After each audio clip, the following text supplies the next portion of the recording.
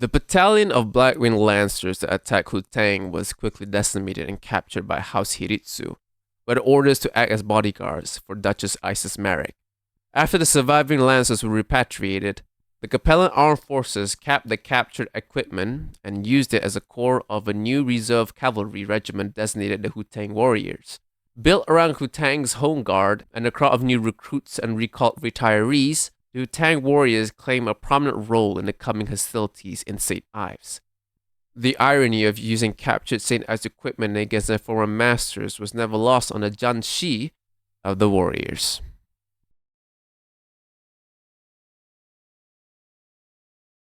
The Confederation's Chaos campaign steadily reclaimed the Lost Worlds. Using both Canopian reinforcements and his authority as First Lord, Sun Tzu reintegrated the former Chaos Worlds into the Confederation.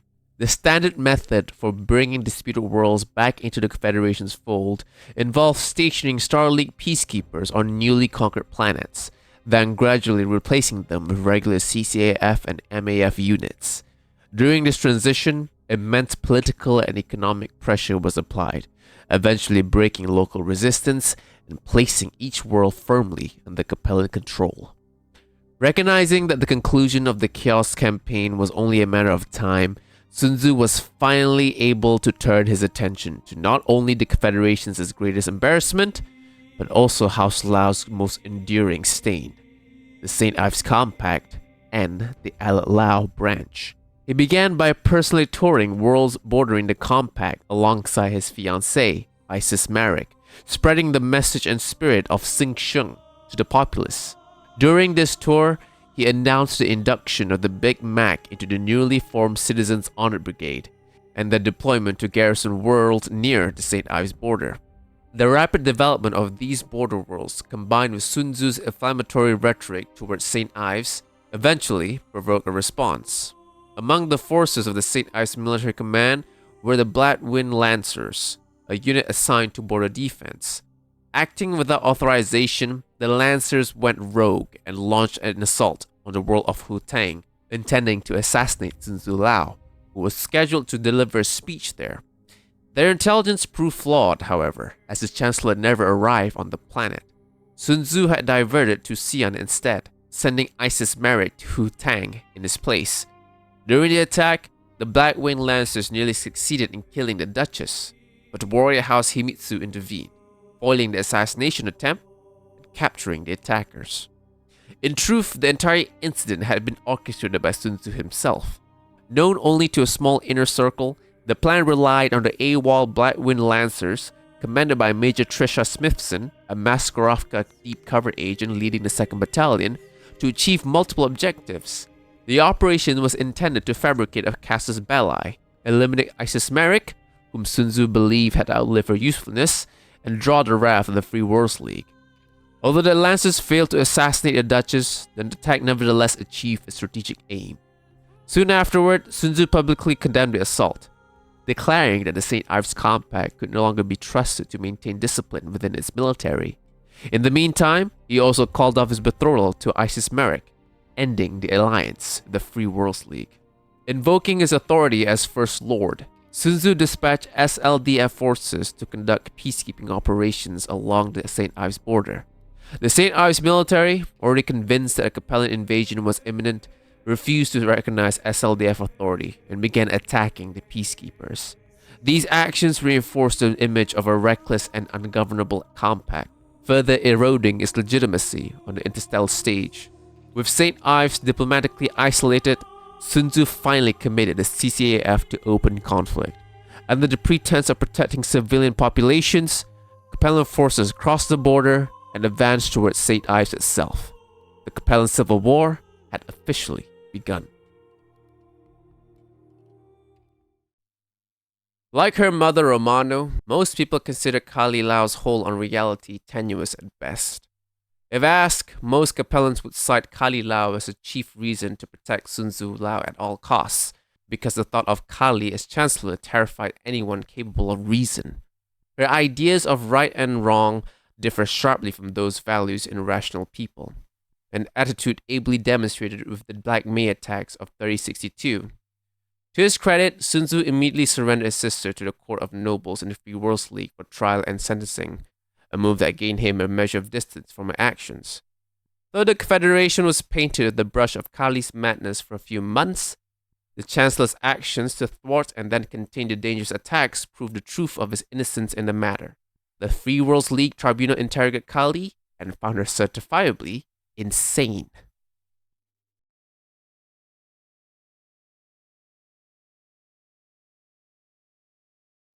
The fighting was vicious. While some worlds welcomed the CCAF as liberators, others resisted to the bitter end. With no external aid forthcoming, and given the vast disparity in size between the two states, the Compact's defeat was inevitable. Yet, to its credit, St. Ives continued to fight with remarkable determination. Kai Lau, son of Duchess Candace, led a series of successful raids deep into Confederation territory, hoping to cripple Capellan logistics. Eventually, however, the Capellan strategios identified the pattern and ambushed Kai's forces on Sarna. Although Kai survived, the St. Ives units under his command suffered severe losses, further weakening an already outnumbered military. The conflict dragged for another year. Both sides became locked in brutal warfare, pitting cousins against one another across numerous worlds. Just as the fighting settled into a grim deadlock, disturbing news reached Sun Tzu. His sister, Kali Lao, had seized control of the Thuggee death cult and planned a coordinated wave of terror attacks across the Compact. She had acquired nerve agents and distributed them to Thuggee suicide bombers operating within St. Ives territory. Stunned by his sister's descent into madness, Sun Tzu immediately ordered intelligence shared with both Capellan and Compact forces. The warning, however, came too late. While some attacks were thwarted, others succeeded, killing thousands, including figures such as Tomano Lau and Simone Devon, an atrocity that became known as Black May. Kali's actions utterly poisoned public opinion within St. Ives against both the Confederation and House Lau. In the aftermath of the attacks, the Compact's defenses stiffened even further. Seeking to distance himself and the Confederation from the atrocity, Sun Tzu ordered his sister's arrest and extradition to Atreus to stand before a starlit court. Ultimately, Kali was acquitted of responsibility for the attacks on the grounds of insanity. Sun Tzu then had her exiled to High Spire and ordered the Thuggee cult relentlessly hunted down. Following Black May, the Civil War escalated to new levels of brutality. Sun Tzu, exhausted by the prolonged conflict and by the senseless loss of life, ordered his invasion forces to bypass all remaining objectives and advance directly on St. Ives itself. The attacking force outnumbered the defenders by 3-1. Compounding the Compact's misfortune, several regions of the planet defected outright and welcomed Confederation troops, allowing uncontested landings. After only 3 months of intense fighting, St. Ives fell, once more coming under the rule of House Lau. The remaining Compact worlds continued to resist, but morale was shattered. The decisive blow came with the outbreak of the Fatcom Civil War, which deprived St. Ives of what little support it still received from the Federated Sons. Soon after, the Taurian Concordat entered the conflict on the Confederation's side, formally establishing the Trinity Alliance. During the subsequent peace talks, led by Anastasius Vogt, the former Compact, now renamed the St. Ives Commonality, was formally recognized by all major powers as part of the Capellan Confederation. This recognition came with one significant condition. The Lau branch will remain the Commonality's suzerain and be granted a seat within the Strategios. Despite vehement objections from the House of Scions, Sun Tzu ultimately agreed. At last, Sun Tzu fulfilled his long-standing promise. The Confederation was whole again.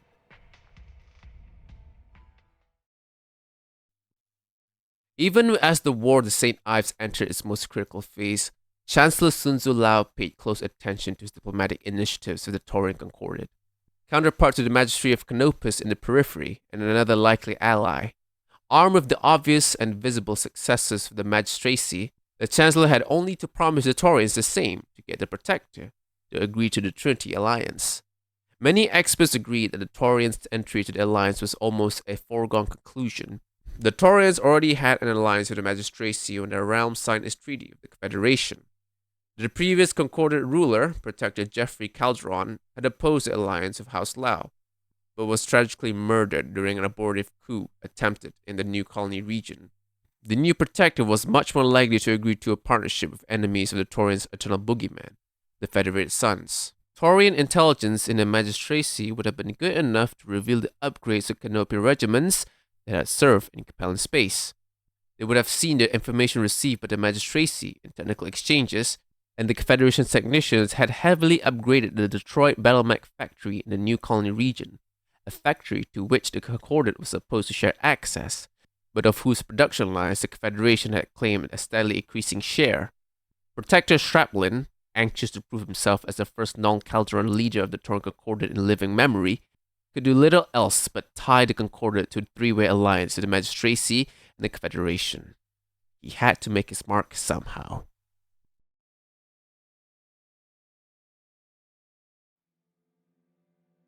The reintegration of St. Ives and the impending reclamation of the disputed Chaos March reignited the already smoldering fire of Capellan pride. Across the Confederation, citizens shouted Sun Tzu's name in praise, hailing him as the greatest chancellor the state had ever known. Under his leadership, the Confederation rose from near peripheral obscurity to once again stand shoulder to shoulder with their other great houses. No longer did Capellans look outward for examples of greatness. No longer would they seek medicine from the Free Worlds League or rely on trade with the Lyran Alliance. No longer would they look to the Federated Sons for the model of a professional military, nor to the Cronus Combine for lessons in unyielding resolve. All Capellans now needed to do was look to the person beside them to see their greatness reflected. While the Fatcom Civil War engulfed much of the Innisphere, save for the Free Worlds League, the Capellan Confederation stood as a bastion of peace and prosperity amid the chaos. Sun Tzu did not squander this moment. He publicly voiced support for Victor Davion, only to later seize the opportunity to reclaim Tikhonov from Davion forces. The Civil War concluded in April 3067, with Catherine Steiner Davion's removal from the archonship of the Lyran Alliance. The Innisphere briefly returned to peace, but the calm proved short-lived. Toward the end of the year, the Fourth Whiting Conference convened to select a new First Lord of the Star League. Instead of producing a successor, however, the conference marked the dissolution of the Second Star League itself. The Federated Sons, the Lyran Alliance, and the Capellan Confederation announced their withdrawal, openly declaring the institution a failure. Rather than preventing wars, they argued it had enabled them. A vote of no confidence was called in an attempt to preserve the Star League, but to the astonishment of many, it failed. Thus, the Second Star League came to an end just 9 years after its founding. That conference was the final barrier. After it fell, nothing remained to restrain the coming storm.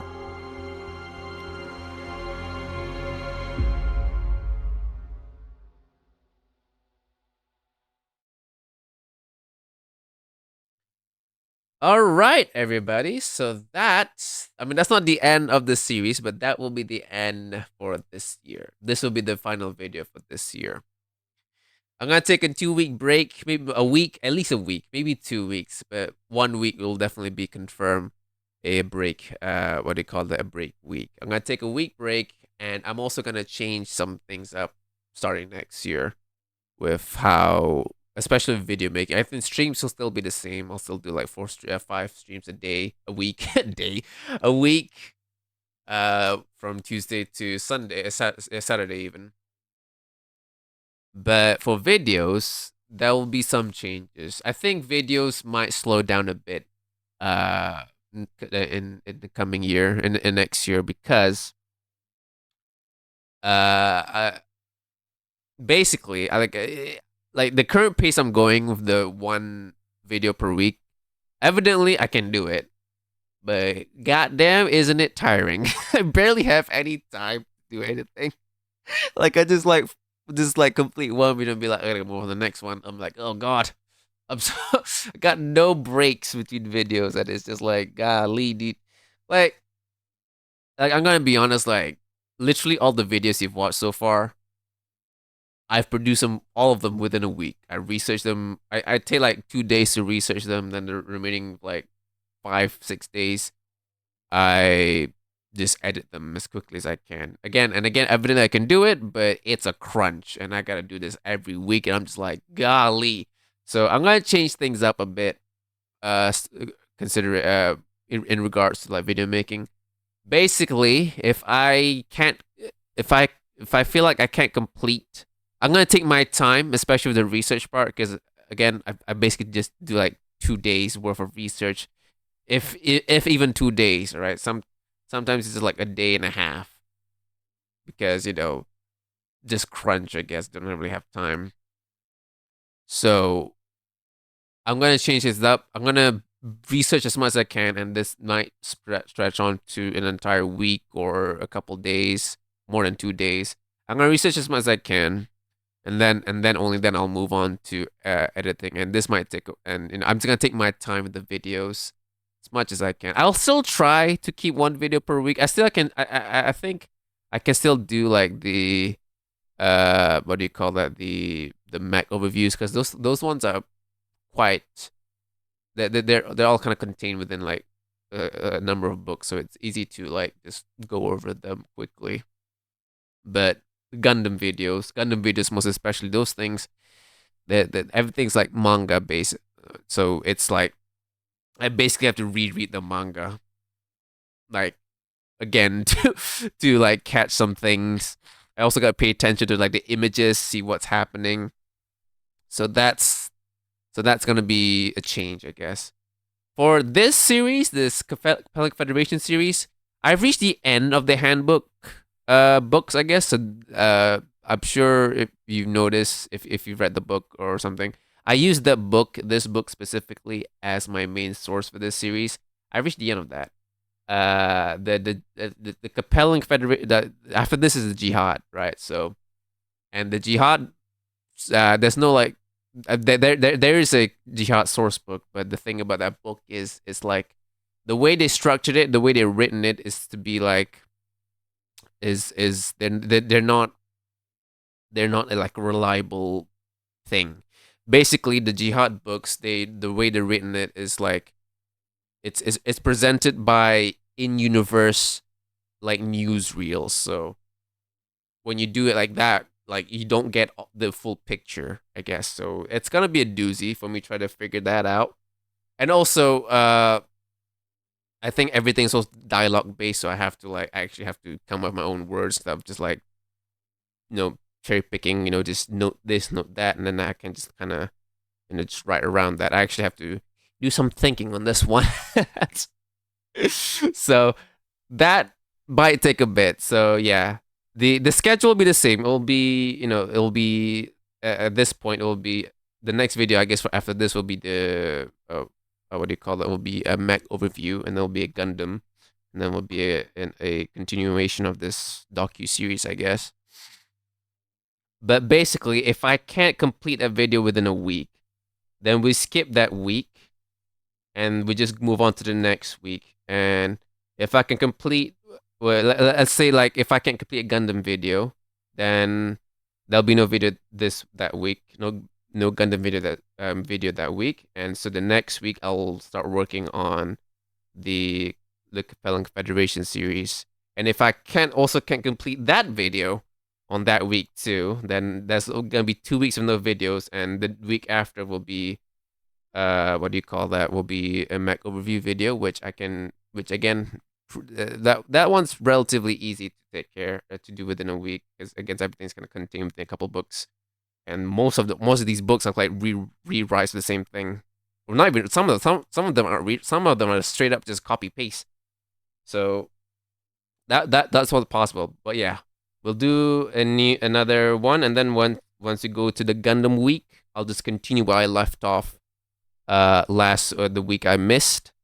Just finish it off, I guess. Hopefully I can finish it off. Maximum will be 2 weeks, I would say, for video making. But again, I'll still try to do it within a week.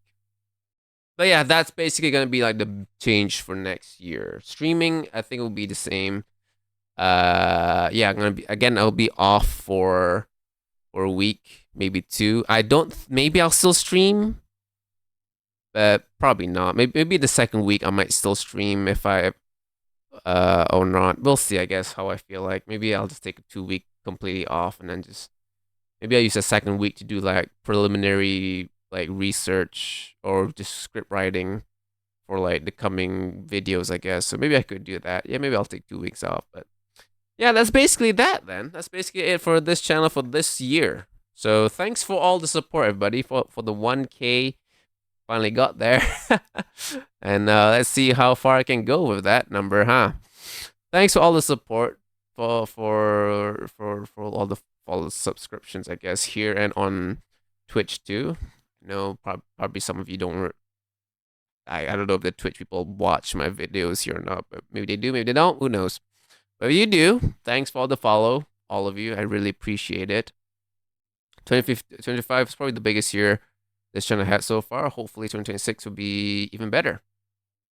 So yeah, we'll see how that goes then. Merry Christmas to everyone. Hope you have a great Christmas, right? Get your presents, your families again. Take care of yourself, especially if you live in like a snowy area. Like that might be blizzards or just black ice. God knows how bad black ice is. You don't even need to drive it. Like, I know how bad it is.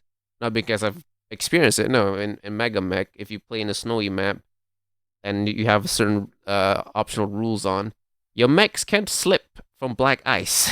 If you run on asphalt on turn, you have to roll to not slip on black ice, which is always fun. But yeah, if you go anywhere in the snow, be careful and everything. Right, fit your winter tires. Don't die. I'm being. This one is a dead serious. Don't die. Don't die. Other than that, also have a great New Year's then, everybody. Yeah, great New Year's. I'll see you guys next year. And I'm gonna use a resting time to do some side projects. And maybe, just maybe, next year I might look a bit different. Who knows? Maybe I won't if I got lazy. But yeah, that's that. That is me for this year. Again, thank you for all the support, my fellow Jovians. Keep up the good fight. Fuck those of Noids. Merry Christmas. Happy New Year. And please do not die.